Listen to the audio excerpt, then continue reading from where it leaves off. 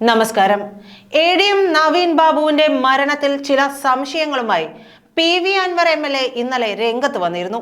ചില പ്രധാനപ്പെട്ട കാര്യങ്ങൾ തന്നെയാണ് അൻവർ പറഞ്ഞത് എന്നതിൽ ആർക്കും തർക്കമുണ്ടാകില്ല. അൻവർ പലപ്പോഴും പറയുന്നത് വായുവിൽ നിന്ന് ആവാഹിച്ചെടുക്കുന്ന കാര്യങ്ങളൊക്കെ ആണെങ്കിലും അത് പലപ്പോഴും ശരിയാകുന്ന സമയങ്ങളും കുറുക്കിക്കൊള്ളുന്ന സമയങ്ങളും വന്നിട്ടുണ്ട്. അതുകൊണ്ട് പറഞ്ഞത് അൻവർ ആണെന്ന് പറഞ്ഞ് അതിനെ തള്ളിക്കളയാൻ പറ്റില്ല തന്നെ, പ്രത്യേകിച്ചും ഈ ഒരു വിഷയത്തിൽ.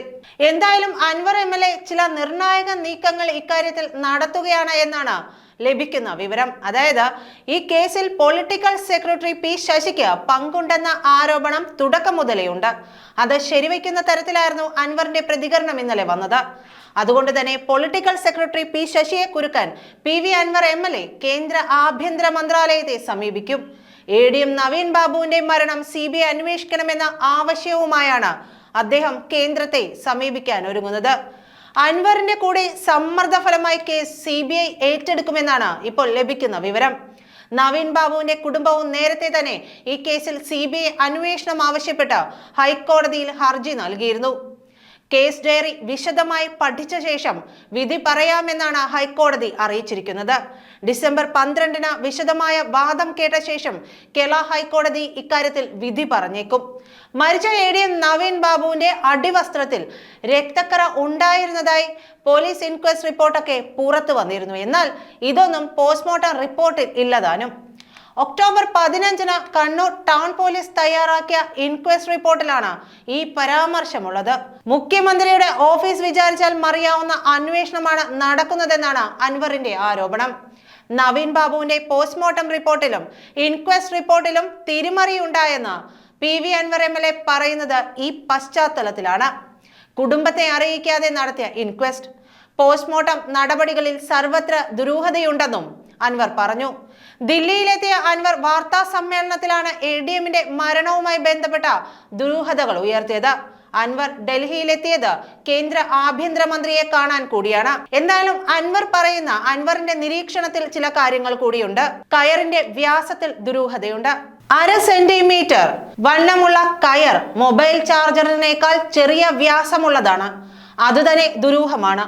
55 കിലോ ഭാരമുള്ള മനുഷ്യന് ഈ ചെറിയ വ്യാസമുള്ള കയറിൽ തൂങ്ങി മരിക്കുകയെന്നത് അസ്വാഭാവികം.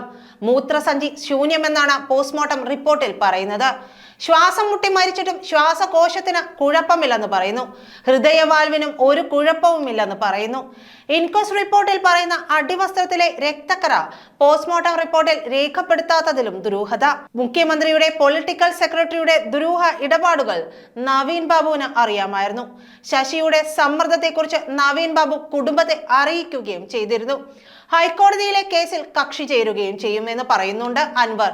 ശശിയുടെ ഇടപെടൽ കാരണം ജോലി ചെയ്യാൻ നവീൻ ബാബുവിന് ബുദ്ധിമുട്ടുണ്ടായിരുന്നു.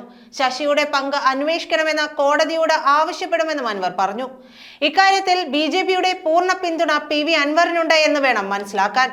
നവീൻ ബാബുവിന്റെ അടിവസ്ത്രത്തിൽ രക്തക്കറ കണ്ടെത്തിയ പോലീസ് ഇൻക്വസ്റ്റ് റിപ്പോർട്ട് ഗൗരവതരമെന്ന് BJP സംസ്ഥാന അധ്യക്ഷൻ കെ സുരേന്ദ്രനും പറഞ്ഞിരുന്നു. എ.ഡി.എമ്മിന്റെ മരണം കൊലപാതകമാണെന്ന സംശയത്തിന് ബലം കൂട്ടുന്നതാണ് പുതിയ റിപ്പോർട്ടുകളെന്നും സുരേന്ദ്രൻ വ്യക്തമാക്കിയിരുന്നു. പോസ്റ്റ്മോർട്ടം റിപ്പോർട്ടിലും FIRലും ഇതിനെപ്പറ്റി പരാമർശമില്ലാത്തത് സംശയാസ്പദമാണ്. ആഭ്യന്തര വകുപ്പിന്റെ ഇടപെടൽ നടന്നുവെന്നതും വ്യക്തം. മുഖ്യമന്ത്രിയുടെ നിർദ്ദേശമില്ലാതെ ഉന്നത പോലീസ് ഉദ്യോഗസ്ഥർ ഇത്തരമൊരു നടപടി സ്വീകരിക്കില്ലെന്നും ഉറപ്പ്. ഉന്നത ഇടപെടൽ നടന്നതിനാൽ സംസ്ഥാന പോലീസിന്റെ അന്വേഷണം പ്രഹസനമാകും. CBI അന്വേഷണത്തെ CPM സംസ്ഥാന സെക്രട്ടറിയും സർക്കാരും എതിർക്കുന്നത് മടിയിൽ കനമുള്ളതുകൊണ്ട്. നവീൻ ബാബുവിന്റേത് ആത്മഹത്യയല്ല, കൊലപാതകമാണെന്ന് BJP നേരത്തെ തന്നെ പറഞ്ഞിരുന്നു. CBI അന്വേഷണം നടന്നാൽ മാത്രമേ നവീൻ ബാബുവിന്റെ കുടുംബത്തിന് നീതി ലഭിക്കുകയുള്ളൂ എന്നും നമുക്ക് മനസ്സിലാക്കാം. Nilambur MLA PV. അൻവർ ഉന്നയിച്ച ആരോപണങ്ങൾക്ക് മറുപടിയുമായി അതിനിടെ മുഖ്യമന്ത്രിയുടെ പൊളിറ്റിക്കൽ സെക്രട്ടറി പി ശശിയും എത്തി. തന്റെ രാഷ്ട്രീയ ഭാവി തന്നെ അപകടത്തിലാകുമെന്ന് കണ്ടപ്പോഴാണ് ശശി മറുപടി പറഞ്ഞിരിക്കുന്നത്.